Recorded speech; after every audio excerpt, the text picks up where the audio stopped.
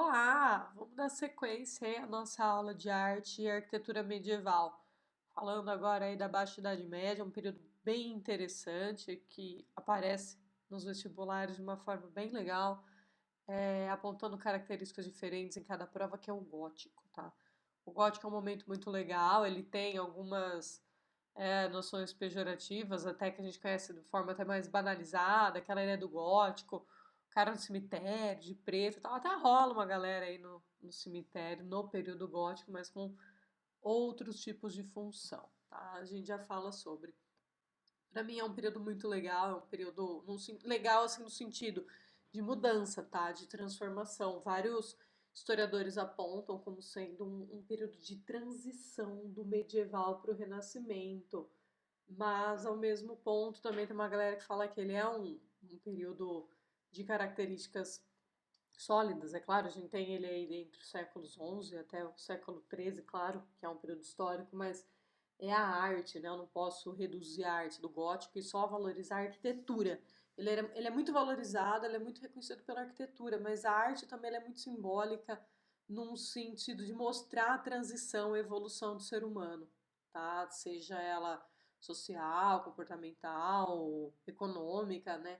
A construção, a arquitetura, ela mostra esse valor, mas esse valor religioso, esse valor da igreja, não das realizações humanas, que ele vai estar um pouco visto na pintura, que é bem legal também, tá? Só para a gente contextualizar aí o que é o período do gótico, é importante a gente entender o contexto do período ali entre os séculos XI e XIII. Foram várias mudanças sociais, políticas, econômicas, o surgimento ali, né, a necessidade da expressão artística, ela passa a ter um papel interessante com o surgimento de universidades, de escolas, é, junto à burguesia, que eu já falo, que surge nesse momento também as escolas, né, que só tinha ensino religioso até então, elas passam a incorporar ensino aí, ciência, né, do mundo, conhecimentos a quem a igreja, isso é muito legal, tá? A filosofia escolástica de São Tomás de Aquino, essa ideia ali de fé com religião, sabe? Ter esse olhar, essa visão. E o florescimento e o desenvolvimento da comunicação de rotas comerciais, de surgimentos de cidades, dos burgos, né, ali próximo aos feudos. Lembra que a gente falou ali em Românico, né, que surgem os feudos porque eu tenho uma ideia de uma crise acentuada pela queda do império, então começam a surgir populações rurais, né, agricultura como base e tudo mais, a população vivendo do campo. E eu tenho a peregrinação, as cruzadas também fizeram parte ali dos fatores, né, do surgimento de cidades, reflorescimento de cidades. E o comércio entre esses burgos vinha, inclusive, muita coisa do Oriente, da Ásia, que tem até a ligação com a peste negra, que a gente já pode falar também, é, acaba, né, como eu falei, comunicação, e acaba ligando de uma forma interessante essas pessoas e algumas acabam estabelecendo, né, ponto fixo, a coisa começa com feiras populares, na França era muito famoso, França, feiras de queijo brie, champanhe, e acabava articulando muita gente, começam a surgir as cidades, né, que é algo muito interessante, é um mundo próspero, é um mundo economicamente novo, cosmopolita, de crescimento, de movimentação, de ascensão, de descoberta. E todas essas características, todas essas mudanças, elas refletem claramente nas ações, no comportamento, na crença, na vontade, na atitude do ser humano aí em questão, que vive nesse momento, tá? A gente tem uma ideia aí do poder do monarca crescendo, né, se estabelecendo, se solidificando, a ideia também de Estado, o poder da igreja, no caso a igreja católica, ela era forte, ela sempre ligada a uma ideia da monarquia e também aos monastérios, a ideia da educação e do poder sempre forte na mão de igreja, é um momento que o paganismo, que ainda era a ideia de não ser cristão, ainda existia. Nesse momento ele já começa a se extinguir, então já tem uma certa monopolização do comportamento religioso ali na Europa, né? E a igreja ela vai ter um papel mais militante, né? Vamos dizer assim, nas ações, nos seus indivíduos, dos seus fiéis, diferente daquele papel da igreja românica, né? Que é a fortaleza de Deus na terra, é a proteção, é que você está seguro, não. A igreja gótica é uma igreja de elevação, ela não é uma igreja de fortificação, ela é uma igreja triunfante, uma igreja que vai aos céus, uma igreja que ascende, né, que te aproxima de Deus, que te aproxima das novidades ali do mundo, e ela incorpora essas novidades de uma forma bem interessante, tá? O que eu havia dito ali, questão da peste negra, ela é um reconhecida aí dentro, né, desse período de tempo do gótico, ela é na Europa, claramente, por volta de 1347 até 1351. A ideia de quarentena começa só por volta ali de 1377, né? De isolar os doentes, e tinham muitas coisas, comportamentos até bizarros, né, da galera em relação à peste. E a arte representou isso também, a mística, a crença, é bem legal. Só para a gente ter uma noção, uma das coisas que a gente sabe aí em questão de pandemias e virais e tudo mais é a questão da higiene, tá? E as cidades, tanto os burgos, as cidades eram muito sujas, animais de todo tipo andando entre as pessoas, os ratos, né, e a pulga do rato que transmitiu ali, que vieram da Ásia e tudo mais, e a coisa foi se espalhando e todo mundo era muito sujo também, não só as cidades, as pessoas não tinham hábitos de higiene, tá? Muito sérios, nem quase nenhum na realidade. Tanto que até acreditava-se que você manter o corpo sujo impedia a entrada daquela doença, sabe? Tipo, como se fosse uma casca de proteção. E também uma recusa a alguns padrões clássicos, né? Os romanos, por exemplo, tomavam muito banho, tinham as termas, limpavam as cidades. É uma recusa do comportamento clássico. Porque se eu estiver adorando o meu corpo, preservando o meu corpo, tendo uma dimensão estética, eu estou sendo vaidoso, tá? Então, vamos dizer assim, essa forma suja, abandonada que as pessoas viviam, tinha essa relação também a negar uma cultura, tá? Mas por muito isso só piorou na questão da proliferação da peste. Algumas pessoas, inclusive, tinha os médicos, né, os curandeiros, eles é bem interessante ver que nesse momento você tem uma relação da medicina com a religião e a ciência, mas uma ciência voltada para os astros, mas é uma observação mística dos astros, né? Foi a formação de determinados planetas ali, estrelas, que motivaram determinada coisa, sabe? Então eles tinham essas crenças ali em relação aos astros, com a ligação ao divino dentro da medicina, né? Tanto que aqueles médicos que a gente vê da época da peste que usavam aquela máscara bicuda, dentro daquilo tinha flores, folhas secas para tentar neutralizar o odor ali, né, dos membros, também peste negra, porque os membros começam a escurecer e saem pústulas, e eles furavam de longe aquela pústula para tentar de alguma forma sanar, né? Enfim, isso é um período extremamente turbulento. A gente sabe que nesse momento houve basicamente, né, extinção de meio mundo, tá? E com isso, claro que você tem toda uma questão extremamente complexa, porque a peste negra ela foi claramente se espalhando por muito tempo, ainda mais no sentido de ela dar baixas, depois um novo grupo se infectava, né? Os grupos que já haviam sido imunizados, surgem novos grupos, enfim, os picos. E ela tem essa influência aí no comércio também, porque como tiveram muitos óbitos, acabam surgindo oportunidades, muita gente acaba ganhando dinheiro com essas situações também. E muita gente começa a buscar outras ferramentas de trabalho, como eu falei, inclusive esse surgimento aí dos burgos, né, essas cidades do comércio, cidades do artesanato, cidades de oficinas.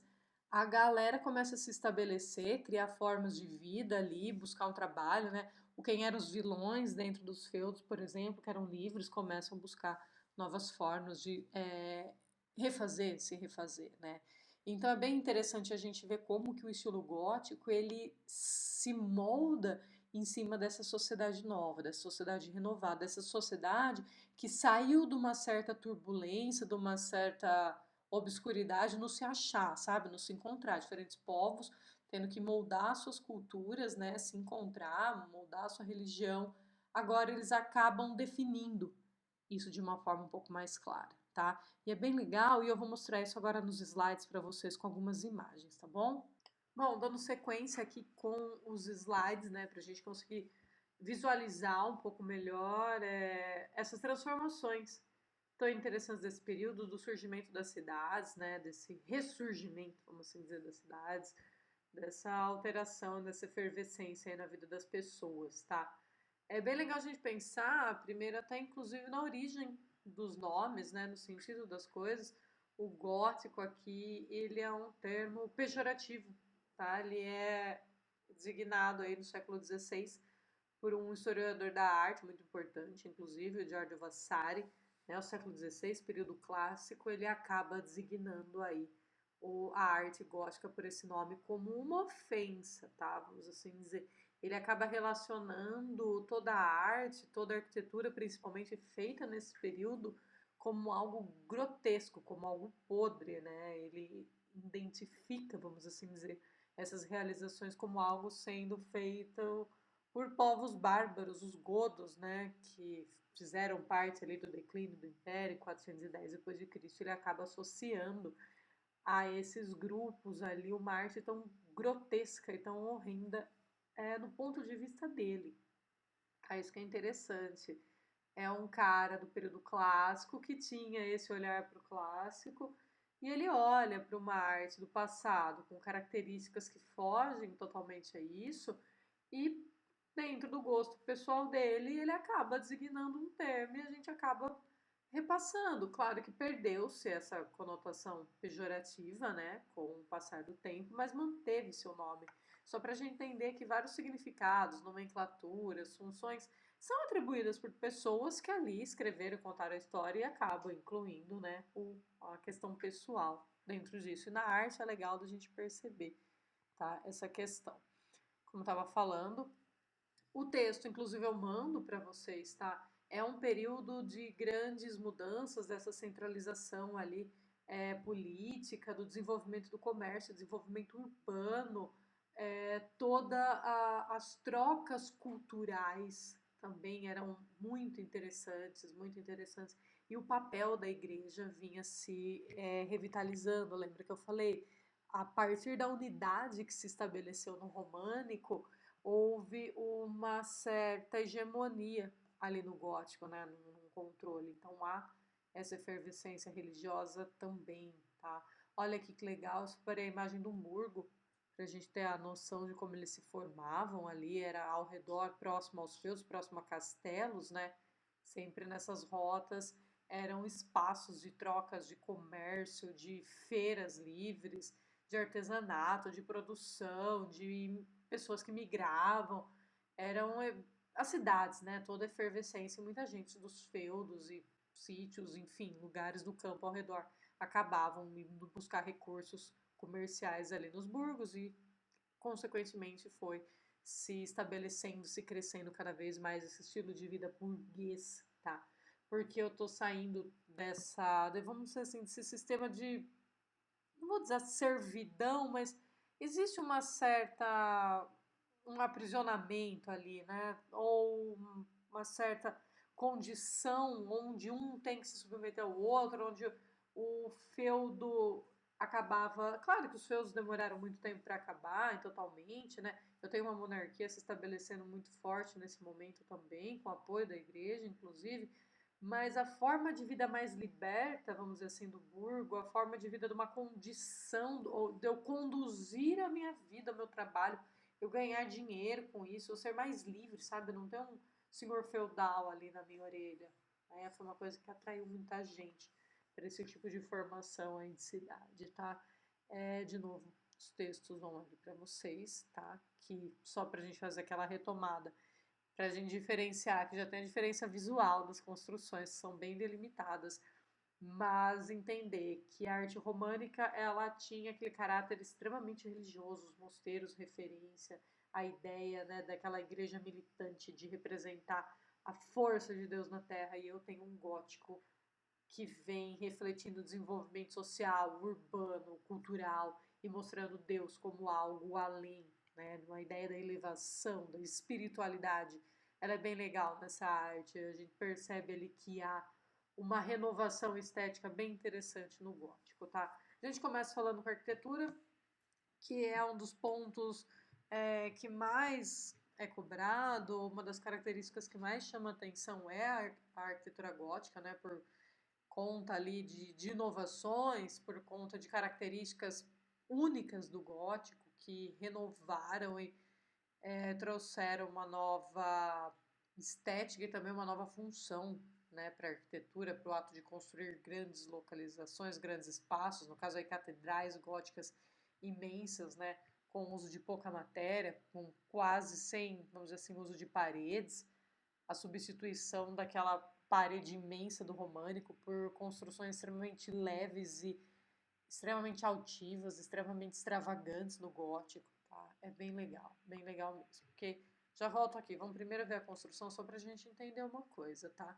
Eu tenho a Saint-Denis e a Sainte-Marie-Madeleine, uma ao lado da outra. A primeira aqui de Sainte-Marie-Madeleine é uma catedral românica. Eu percebo ali na abóboda de berço, tá? Na abóboda de canhão, tá? No arco pleno, no arco de volta plena, no arco romano, pela disposição, ok? Aí da entrada da nave, a característica do românico, o que o gótico fez. Vamos entender que esse arco pleno ele tem uma limitação na elevação, tá?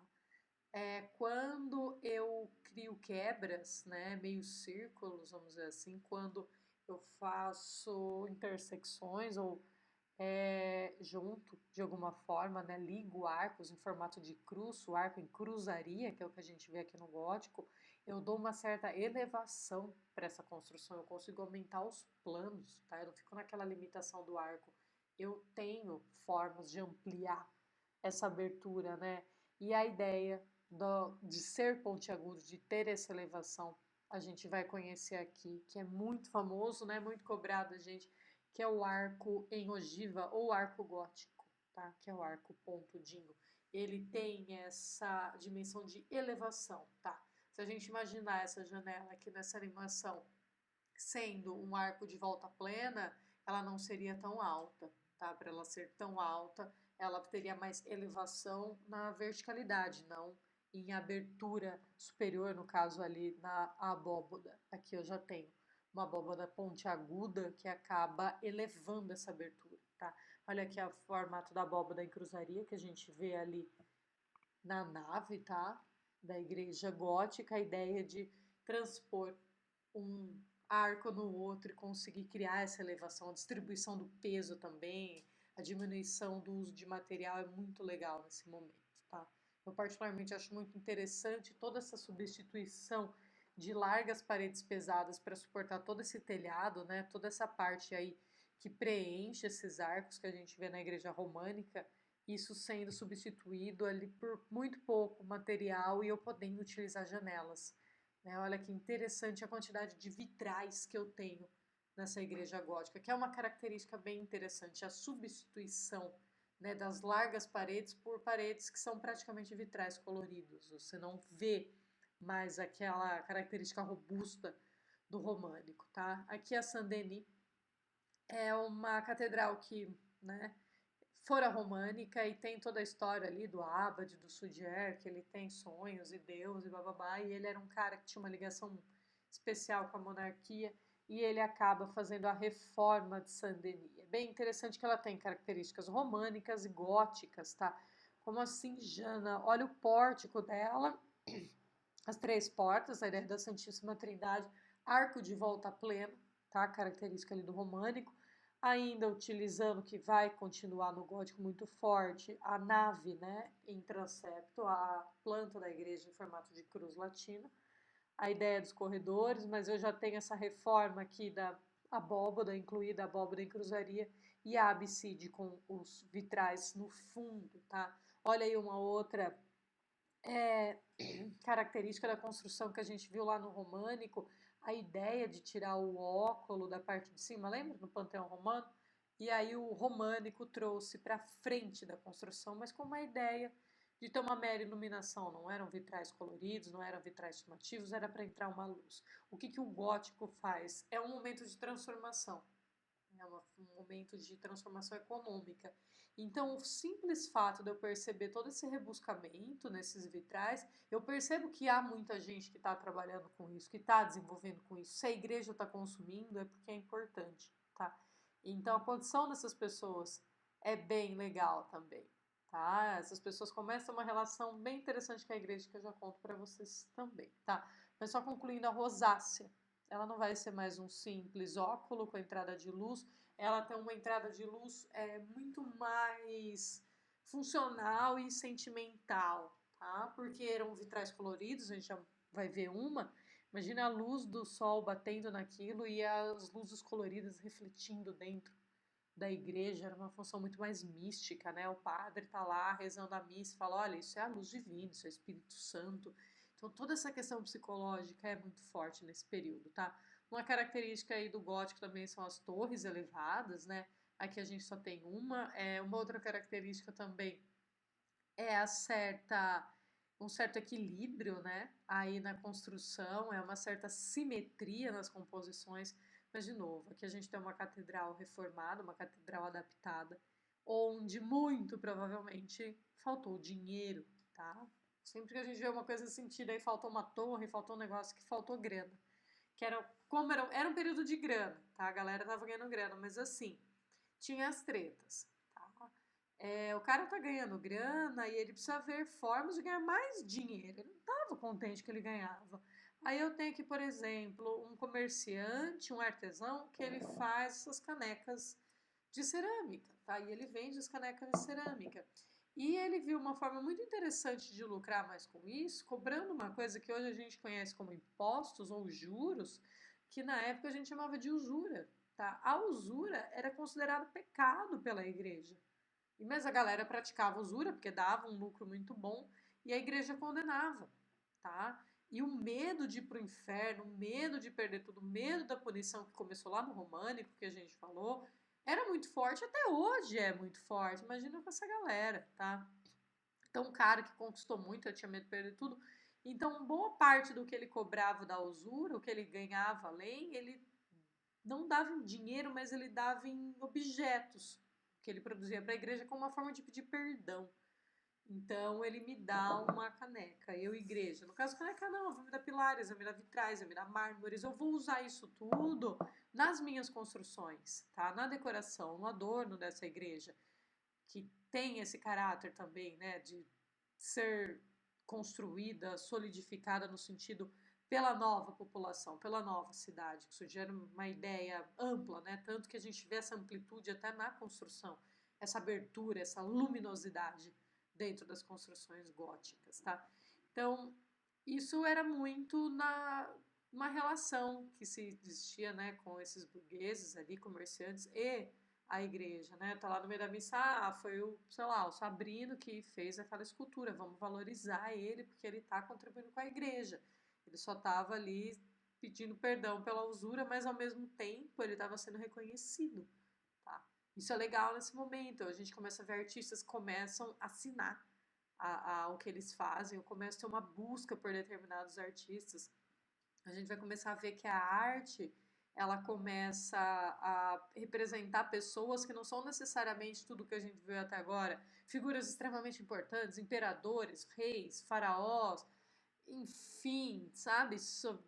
Deuses, santos, só gente da alta, né?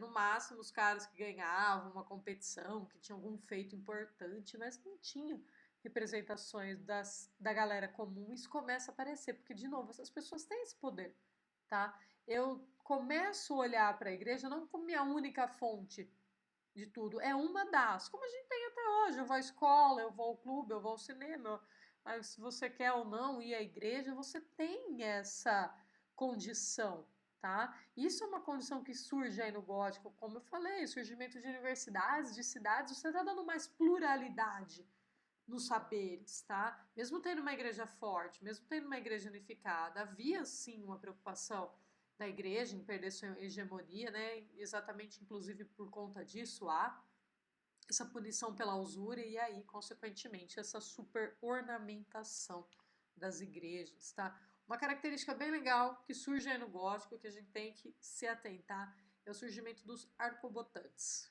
Já mostro para vocês, tem uma figura aqui ao lado, tá? Só para a gente entender. A gente já tinha visto essa planta, né, que no românico que segue aí no gótico, né, a nave, o transepto, a absíde aí atrás, o clerestório, lembra? Onde a galera que saía peregrinando passava por trás, passear na igreja? Mantém, deu certo, vai ficar, tá? O que é o arco botante?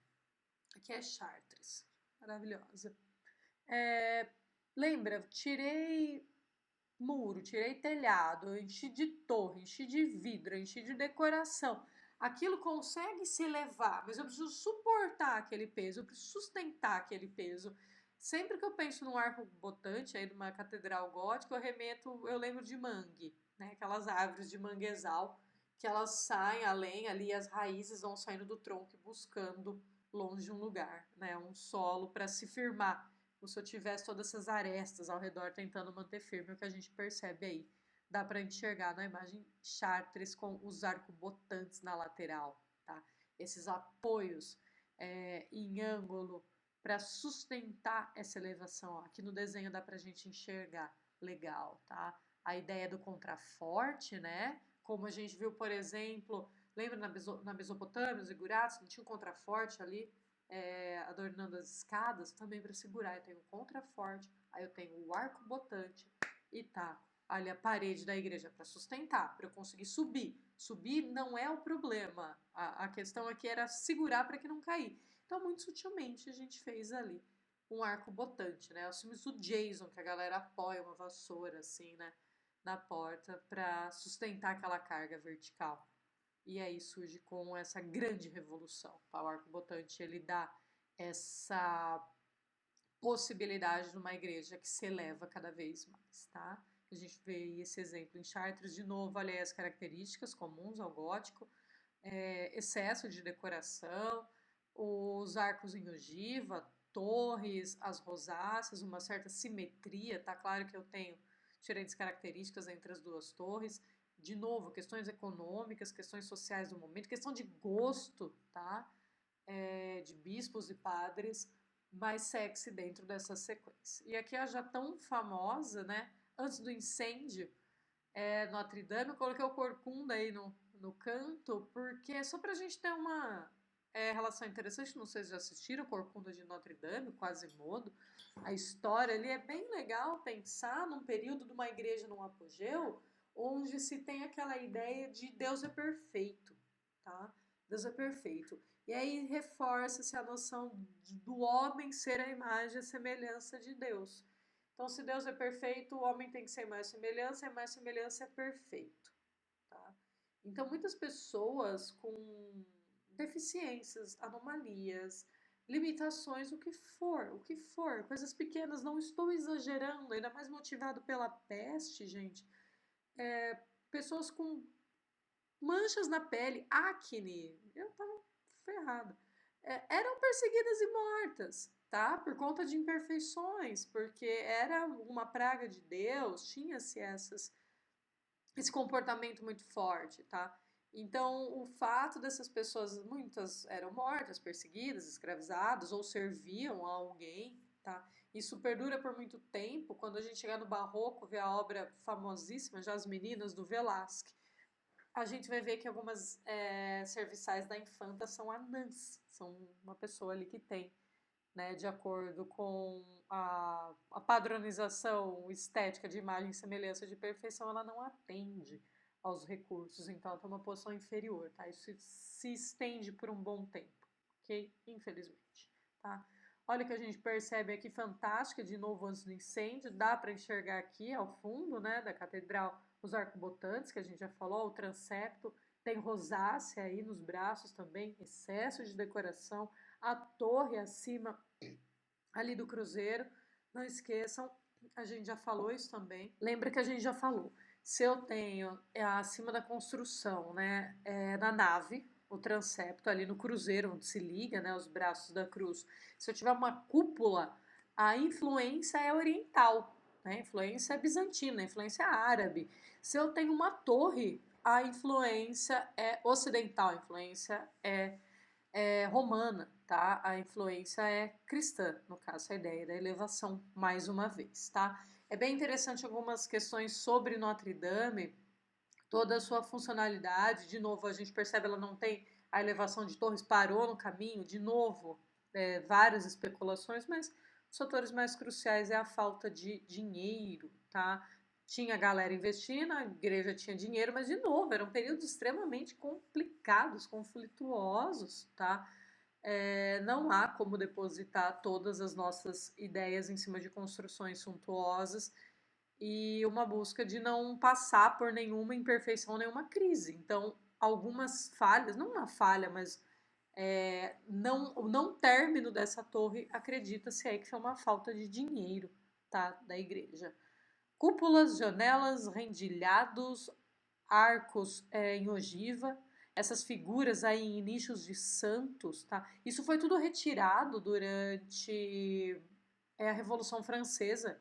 Durante a Revolução Francesa, inclusive, Notre Dame ela perdeu a função de igreja, ela passou a ser um depósito, tá? Essas figuras de santos foram algumas destruídas, algumas coisas foram perdidas, ela foi restaurada já algumas vezes, tá? Não é a primeira, não. E muito que se perdeu, também perdeu-se um pouco ali na Revolução Francesa, quando a gente chegava a ser legal, uma dimensão de fé, tá? Então, alguns símbolos religiosos que tinham um caráter um pouco mais de opressão ligado ao período medieval, eles acabam sendo atacados durante esse período de Revolução Francesa, que trabalha o neoclássico, que é o resgate dos valores clássicos. Então, fica esse dualismo, ok? Mas, de novo, a gente tem todas as características góticas, claramente, né? Notre Dame é uma das mais conhecidas construções que seguem aí esse estilo, que atendem a esse estilo, tá? Fenomenal, ok? Aí mais uma visão aqui a La Saint-Joly, só para a gente ter uma dimensão dos arcobotantes, como eles sustentam, né? Parece algo, de novo, aquele tronco que brota. E vem as raízes laterais, os telhados decorados, adornados. Essa necessidade, sabe, de alegórica, vamos assim dizer. É interessante pensar, se a gente olhar de novo esse telhado, ele tem esse padrão repetitivo, e isso não deixa de ser influência árabe, ok? A arte islâmica, por exemplo, primitiva, né, a inicial, não podia se representar figuras humanas. Com o tempo ela evolui, a galera representa, mas cobrindo o rostinho. De início não podia. Então o cara tem que elevar a criatividade e começou a desenvolver arabescos, formas, tá? Então, é legal pensar que uma limitação, né, dentro da ideia da mimese, tornou um cara criativo ao ponto de criar padrões e rendilhados que são utilizados por nós, inclusive até hoje, tá? Olha aí mais uma representação gótica, cantuária no Reino Unido, também uma região aí que se solidificou muito com o gótico, floresceu mais fortemente ainda na França e acabou se difundindo de uma forma extremamente reveladora e inovadora na Itália, né, em Florença, principalmente dando origem ao Renascimento. Incrível que logo a gente vê. A Sagrada Família de Barcelona, do Gaudí. A Jana, como que ela é gótica? Ela é de 1882, então ela é romântica. Acabei de falar para você do neoclássico. Depois do neoclássico, que tem o resgate, né, dos valores clássicos, tem o período que a gente chama de romantismo. O romantismo, essa questão idealizada, né, não quer essa questão padronizada. Então, para ir contra o padrão, a norma, a regra, a simetria do clássico, buscou algo mais anticlássico possível, que seria o anticlássico à Idade Média. Tá? E aí pegou o apogeu da Idade Média, que foram as construções góticas. Então, as construções românticas, elas têm características góticas. Igrejas daqui do sul, do sudeste, elas têm essa característica um pouco maior, né? De representar características góticas nas construções do final aí do século XIX, ok?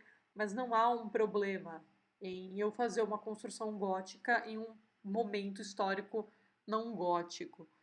Sei lá, Guernica do Picasso.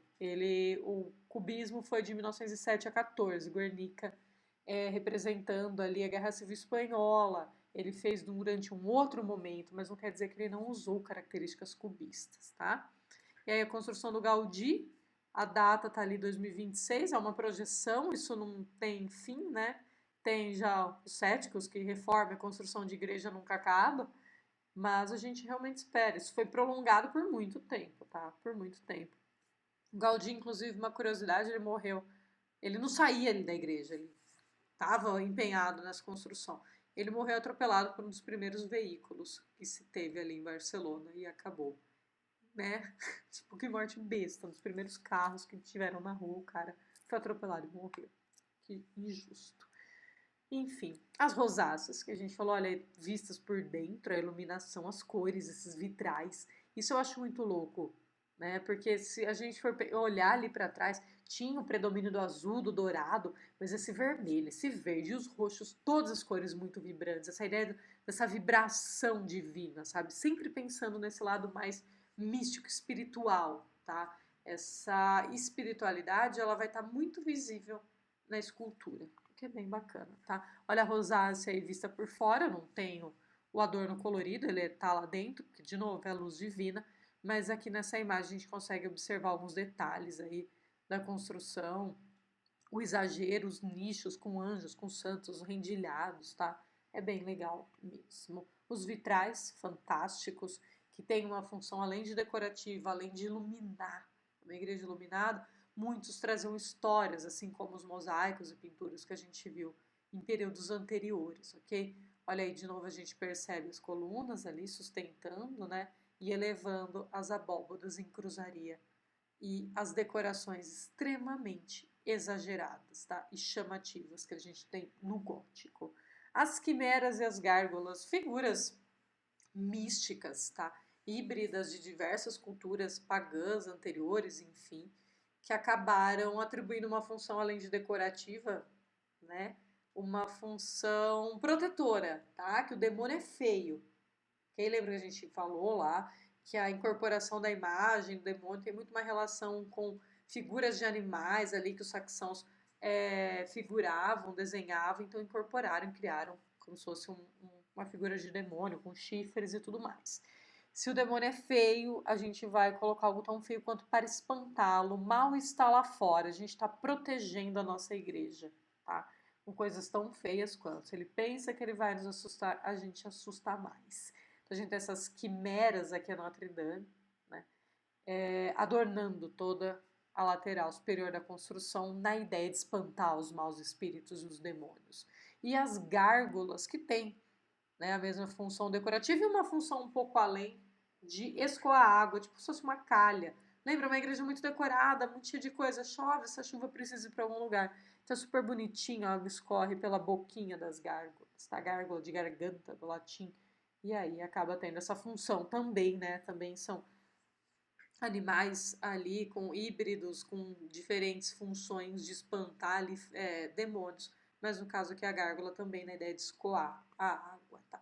A escultura. A escultura é fantástica porque lembra que a gente viu que a escultura regressa ali no românico, mas a escultura no gótico ela vai receber um certo naturalismo que é incrível, que é fantástico, que foi negado por muito tempo pela própria igreja.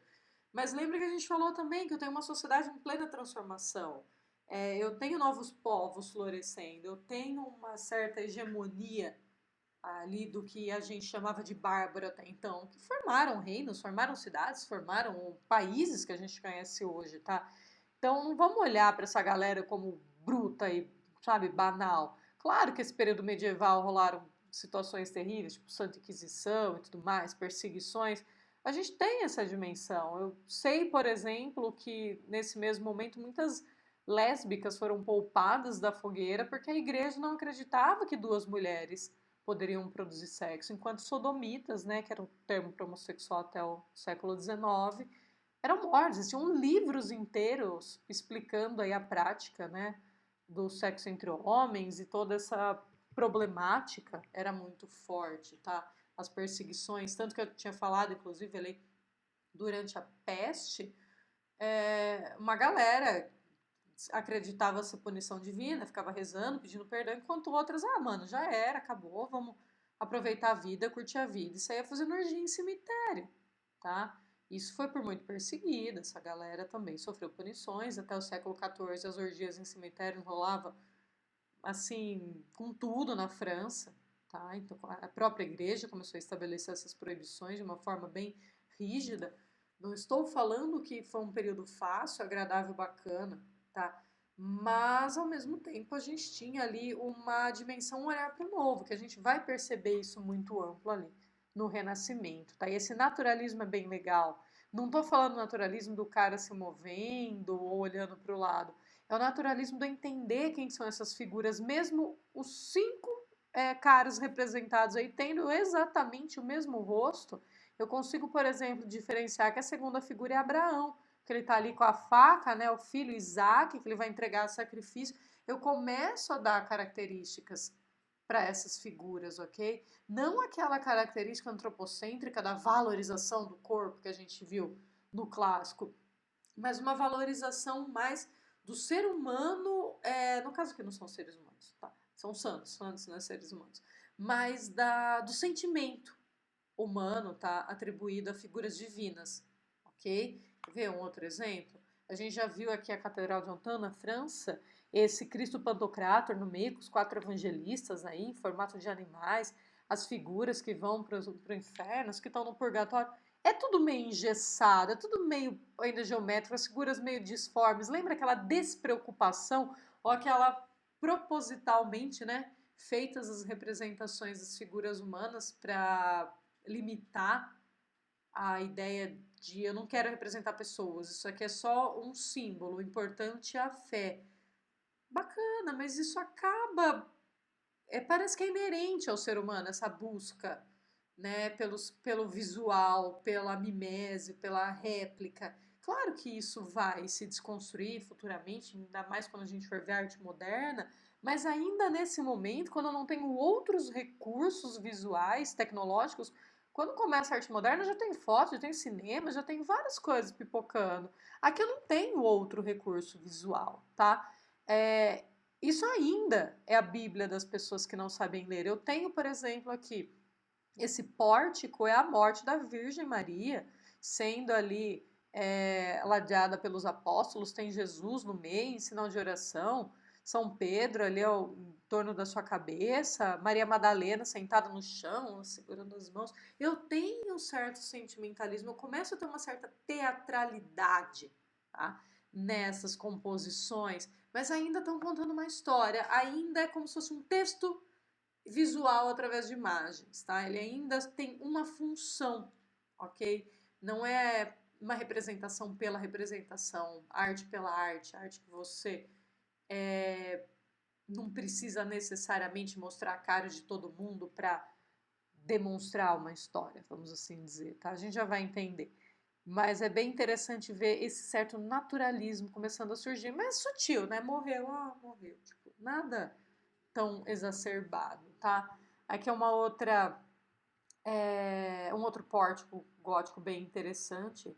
De novo, lembra? A imagem ela tem função de ensinar algo. Então aqui é como se fosse todo um texto sobre Jesus aglutinado em várias imagens, né? Nesse relevo ao mesmo tempo. Tem aqui ele tomando banho, depois que nasceu, ok, tá faltando cabeça, as coisas quebram. A gente já falou, não dá para reformar, tá? Perdem pedaços. Tem Jesus tomando banho, tem Jesus na manjedoura, tem Maria aqui numa situação, tem Maria aqui em outra, tudo meio aglutinado, tudo acontecendo ao mesmo tempo, várias situações e fatos da vida de Jesus, enfim, na mesma representação, como se fosse a página de um livro, tá? Tá tudo no mesmo lugar, ok? Eu acho que até dá pra gente entender nesse sentido, é como se fosse exatamente a página de um livro através de uma imagem. Eu tô tentando juntar todas aquelas letras e palavras em símbolos, ok? E isso acaba perdendo espaço, tá? O que é bem legal, o que é bem interessante, porque, de novo, eu começo a ver representações que começam a ter mais sentido visual, elas não são toda, vamos dizer assim, essa poluição estética para me ensinar a entender algo, eu já sei, tá? Então vou buscar uma arte um pouco além nesse momento, ok?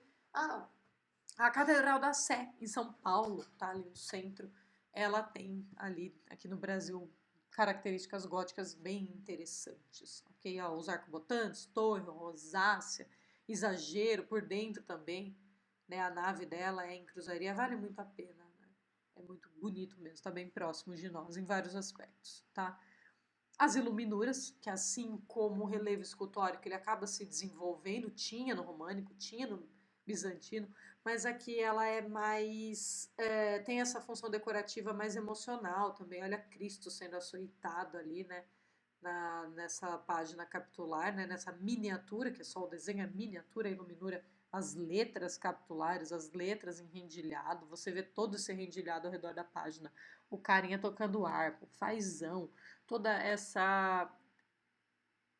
olhar exorbitante, esse olhar exagerado, valorizado em cima da questão religiosa, né? E eu já tenho aí de novo, se a gente observar, eu sei que não tem uma qualidade incrível, mas exatamente, são inscrições extremamente antigas, né? E a qualidade não tem como, infelizmente, tá? Mas eu tenho ali o açoite de Cristo, né? Aquele momento do martírio, eu já começo a valorizar ações humanas sentimentais, tá? Não falo ação física, mas ação sentimental.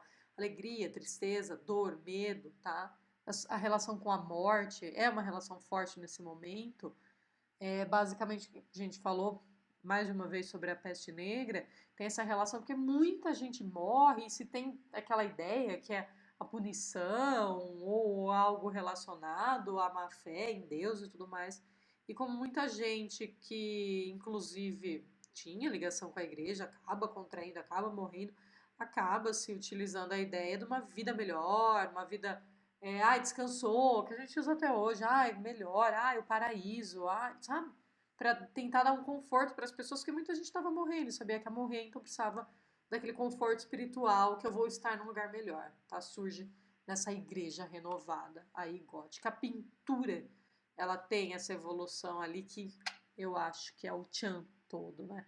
Ela começa a desenvolver um naturalismo fantástico, tá? O Cimabue, o grande mestre, que começa a dar esse movimentinho. Olha, esse Cristo é bizantino, tem tudo para ser bizantino. O que, que ele não é bizantino? Só porque ele é uma reboladinha pro lado. Ele colocou um movimento, ele tirou aquele bidimensional total, né? Aí da imagem a gente vê isso indo, né, para outras representações. Esse sepultamento de Cristo tem o flagelo, tem o beijo, tem a Virgem, tem os apóstolos, tem os evangelistas, tem toda essa movimentação, inclusive as cores, tá? O planejamento, eu já começo a olhar para isso de uma forma mais dinâmica, tá? Eu venho trazendo de volta alguns elementos clássicos bem legais mesmo, porque de novo, parece que é uma característica do ser humano buscar por essa movimentação, tá? Olha aí que legal, legal. Algumas representações de simbólicas da peste, os curandeiros, tinha toda uma ideia muito louca e mística dos caras, até comentei, né, de relacionar os astros, relacionar aos santos, né, e a medicina, mesclar, tentar testar algumas coisas. Lembra a ideia do corpo, as pessoas se mantinham sujas, e isso acabou impulsionando cada vez mais a proliferação dessas doenças. Isso tudo era representado, tá? De novo, até a gente não vê o Giotto, inclusive no Giotto também a cara é tudo igual. Mas eu quero que vocês percebam que o rosto das figuras, né, como eu mostrei ali nas esculturas, também eram todos iguais, tá? Eu não tinha essa preocupação com a figura, mas eu tinha símbolos que representavam. Eu tenho movimento, eu tenho expressão de dor, de tristeza, o sepultamento, a morte, eu consigo perceber. A gente não vai reduzir a qualidade técnica da pintura, porque o cara fez todo mundo com o rostinho igual e um desenho que a gente considera até meio infantilizado, tá? Mas ele é um retrato muito interessante daquela sociedade. Começa a representar pessoas, tá? Isso é bem bacana também.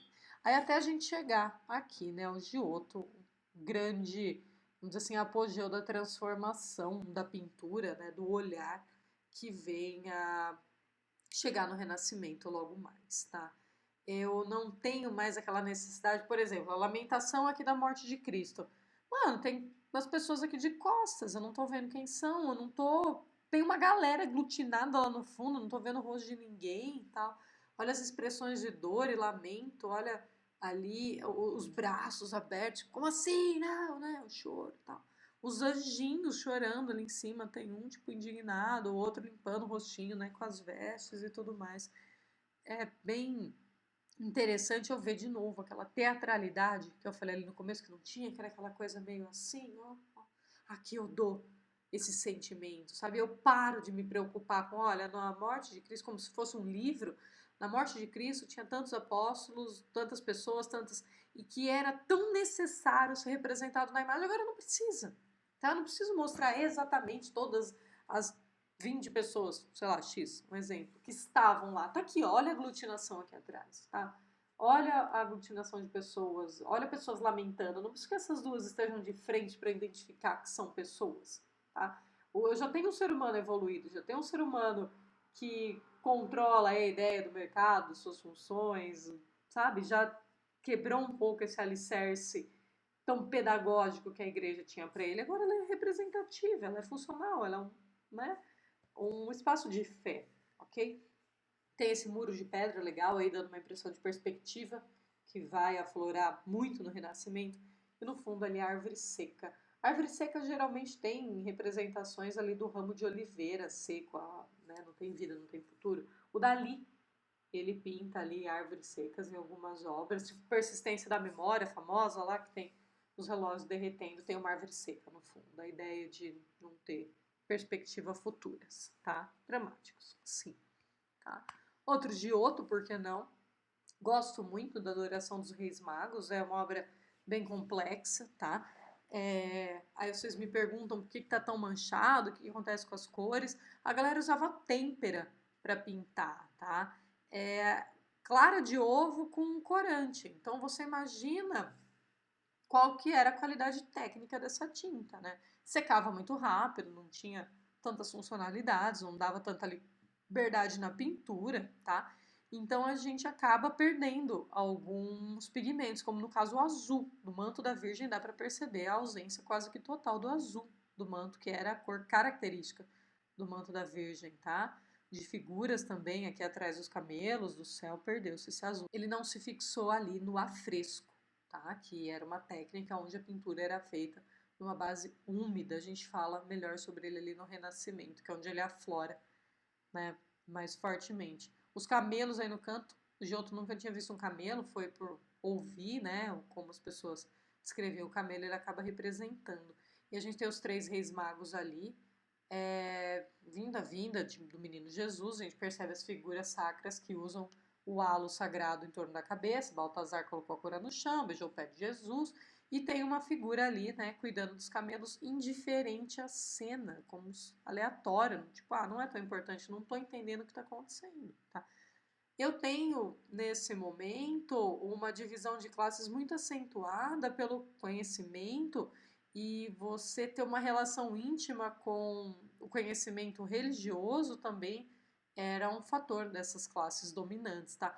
Claro que a galera, o trabalhador, né, o afegão médio, como a gente brinca, que tinha que frequentar a igreja, frequentava, né? Tinha seus medos, suas crenças, mas um conhecimento profundo sobre as histórias bíblicas, tanto que essa galera não tinha leitura, né? Todo conhecimento ele era imagético. Não acabava de alguma forma sendo excluído da cena. Ele não tem real noção da importância porque ele não tem real conhecimento sobre isso, tá? Então ele tá alienado aí à cena, ok? Uma outra coisa que é bem legal, a gente vê essa pequena cobertura que o Giotto tenta colocar uma ideia de perspectiva. Parece uma mesa meio torta, meio falha, um lado plano, um lado ele tenta fazer um telhadinho, mas ele tá tentando fazer uma perspectiva. Não tem uma regra, mas ele tem uma organização em plano já. Não é aquela pintura chapada, tudo no primeiro plano. Eu vejo um rei mago no primeiro plano, o cara do camelo no segundo, o outro camelo no terceiro, eu percebo uma certa profundidade, tá? Uma outra característica legal é o cometa Halley aí no fundo, tá? Sim, é o cometa Halley. Ele foi substituído ali, substitui a estrela guia. O cometa Halley havia passado em 1301 e foi visto e a galera acabou exaltando ali no caso. Também tem um olhar para a ciência, mas também, de novo, tem essa relação dos astros com a religiosidade, tá? Uma outra pintura do Giotto, sensacional, de novo, camadas de pessoas, tá? Camadas de pessoas. Essa teatralidade, Judas entregando Jesus, a ideia das cores aqui é legal. O amarelo, ele começa a ter um sinônimo aí, uma associação à cor da traição, tá? A gente vai ver isso em várias obras futuras. o amarelo sempre levando esse lado mais ardiloso das pessoas, tá? Ele vindo aí traindo, entregando quem é Cristo com um beijo, tá? Que cara de Cristo, tipo, porra, mano, você é. E as expressões da galera aí com as tochas, né? Todo mundo muito enfurecido, e essa aglutinação de cabeça e essa movimentação das pernas, das tochas, dessas madeiras aí em cima. Cara, eu tenho já essa função sensorial e sentimental na obra, tá? Eu tenho já essa atribuição mais humana dessas figuras, ok? Aqui também eu já tenho, ó, de novo, profundidade, coluna, arco, mesclas de elementos, tá? Movimentação, planejamento. O trono dessa Virgem, além de ter características bizantinas, né? Os rendilhados, a repetição de elementos é uma característica saxã. Olha que interessante. Tem a porta do quarto. Esse tem uma profundidade legal. Ali atrás da cabeça, né? Do anjo, né? Fazendo a anunciação. Tem o quarto, o cortinado ali no fundo, dá pra enxergar vermelho. E a cena atrás é Adão e Eva sendo expulsos do paraíso, lá no cantinho, tá? Então eu tenho essa ideia aí da história também, de uma sequência, mas eu tô atribuindo funções técnicas muito mais próximas ao clássico, essa movimentação do anjo, as palavras, o tampar a boca e ouvir, né? Bem interessante, o Espírito Santo sobrevoando ali, né? Bonitinho, brilhante a cabeça da Virgem. Tem os elementos religiosos, eu tenho essa ideia de passar uma informação religiosa, mas de uma forma, de novo, mais teatral e trazendo, né? O clássico aí, que não tem jeito, a galera gosta, ok? E algo fantástico que olha, a gente já percebe a diferença de uma pintura para outra, tá? O detalhe, o enriquecimento que foi a tinta a óleo nesse momento, tá? Foi algo assim que evoluiu muito. A técnica, a composição, o contexto, né? Tudo passou a ter um olhar diferenciado. Ainda mais por conta da exploração das cores, eu consegui pigmentos mais fortes, mais chamativos, a tinta que demora mais para secar, porque a base é óleo, sementes oleaginosos ali sovados, misturados com pigmentos. Então a galera tinha mais tempo, porque a tinta demora mais para secar, então conseguiu trabalhar mais detalhe. A gente acabou vendo essa obra na primeira aula ali, né, o casal Anorfini, num retrato de casamento, hoje seria um documento de cartório, porque o caso ainda não precisava do casamento na igreja, ele só é estabelecido após o Concílio de Trento. A galera se casava em casa, tinha que ter testemunhas, no caso, o Van Eyck que pintou foi testemunha, e tem ali adornando elementos que mostrem a posição social dessas pessoas, tá? Por que isso é importante? Porque eu estou entrando num momento onde essas pessoas que têm posição social, eles querem ser representados. Lembra que eu falei até então eram santos, anjos, deuses, figuras importantes, imperadores, não tinha qualquer pessoa representada. Ah, eu tenho grana, vou pintar. Não era assim. A arte tinha essa função de contar histórias, inclusive, a gente vê muito do místico ali, ou de exaltar um corpo, deuses e tal. Mas um cara qualquer, X, porque ele quis ser representado, um cara ali que a gente viu, por exemplo, na Grécia, ele tinha que concluir o pentáculo, né, para ter uma escultura de si. Então você tem que ter grandes feitos, tá? Então você ter um retrato era associado muito a uma grandiosidade. Quando eu tenho essa classe social nova, endinheirada, eu quero ter esse mesmo patamar ou mesmo reconhecimento. Então a galera começa a encomendar retrato, tá? Lembra que eu falei que era importante o cara assinar a obra? Começa-se uma efervescência pela busca de uma arte realista, né, que foi desenvolvida aí junto com essa tinta óleo, em retratar as pessoas ou as cenas. Um retrato extremamente conhecido é o da Mona Lisa, inclusive, muito próximo aí esse período, né, já tinta óleo, Da Vinci, que a gente logo fala na próxima aula, inclusive, mas essa função dos detalhes também a gente até o cachorro é um detalhe, simboliza a fidelidade, os sapatos dele voltados para fora representam a ideia que ele traz sustento, dela para dentro que ela cuida da casa, tá? Esse castiçal, candelabro pendurado ali com apenas uma única vela acesa, a iluminação divina, as laranjas na janela, frutas importadas caras, eles têm dinheiro, tá? A cama com dossel aí na sala, não, que eles estão querem ter filhos, né? As pessoas visitavam as mulheres com filhos na sala. E aí a vestimenta, o verde, a ideia da riqueza, o azul era um pigmento caríssimo. Lembra? Tanto que ele descascava, né? Para eu ter ele firme, ele acabou se tornando um pigmento caro, raro. Então, Só a gente tinha grana, telas com pinturas azuis, tons de roxo, tá? E não, ela não estava grávida, padrão de beleza, valorizar o ventre. Hoje, sei lá, coloca um bojo, né, para dar volume no peito. A mulher ela colocava tecido para valorizar o ventre, ventre de parideira, vai ser boa mãe, tá?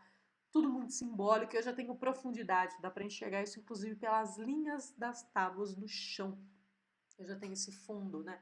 As janelas já têm perspectiva. Eu tenho uma inovação, uma evolução técnica com o aprimoramento do óleo, que é fantástico, tá? E aqui, o nosso gótico surrealista, o Bosch, tá? Hieronymus Bosch, que é o Jardim das Delícias Terrenas. Eu coloquei esse retábulo aqui como uma ideia só, para vocês pegarem ele ali no Google Art Culture e dar um zoom, que a qualidade do zoom ali é incrível, e repararem alguns detalhes bem exóticos e inusitados aqui, tá? É o paraíso, né? Adão e Eva ali, pássaro criados no cantinho. Aqui no meio é a vida, né? A libertinagem. Tem N falos aqui distribuídos pelo meio. Tem muita gente se pegando. Tem umas orgias, tem tudo. Tudo que vocês imaginarem, tá? E aqui do lado, né, no canto, é o inferno, cara. É você pagando por tudo que você fez, as suas delícias terrenas. É engraçado, tem umas coisas que você fala, meu Deus, vale muito a pena dar um zoom aí nessa obra, tá? De novo, toda essa liberdade criativa e imaginativa da Idade Média deu isso ao Bosch, tá? É um período muito legal mesmo. Bom, agora eu vou fazer 3 exercícios bem interessantes aí com vocês, onde a gente vai ver um exercício da Unesp, um exercício da UEM e um exercício da USP sobre arte gótica, tá?